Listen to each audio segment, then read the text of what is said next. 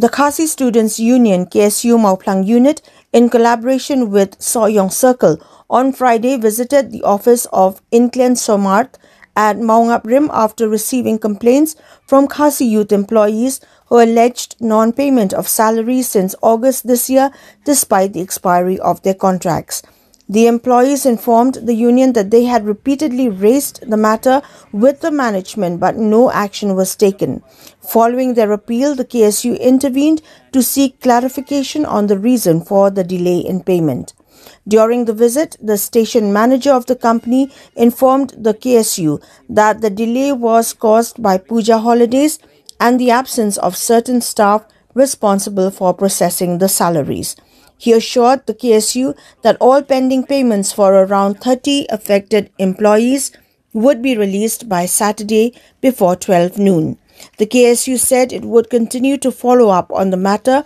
to ensure that the management honors its assurance and that the employees receive their dues without further delay.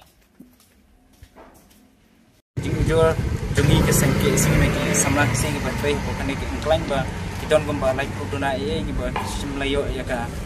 diu jungki train ba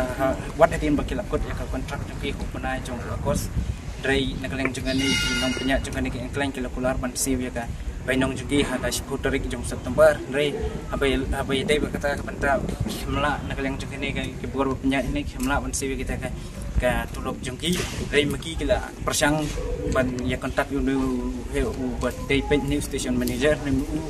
respon iki kena jungi but andagi kena jungi kila ada warning but yu no punya ini bola da umla respon kila ban ya nyok strong ne ban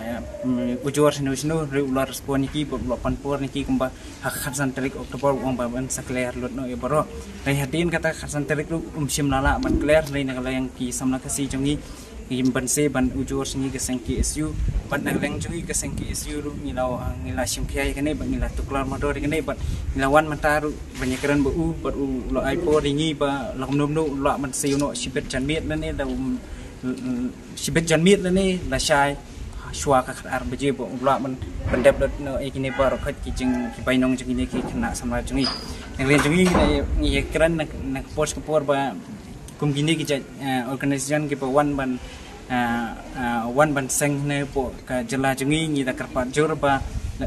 lada pisang hang ne pi ai kam mi ki samla kasi jungi kam dei ba pi wan ban le isen e ki samla kasi jungi ba kam jam repiru pi wan ban kamai spa nak ne ko po kari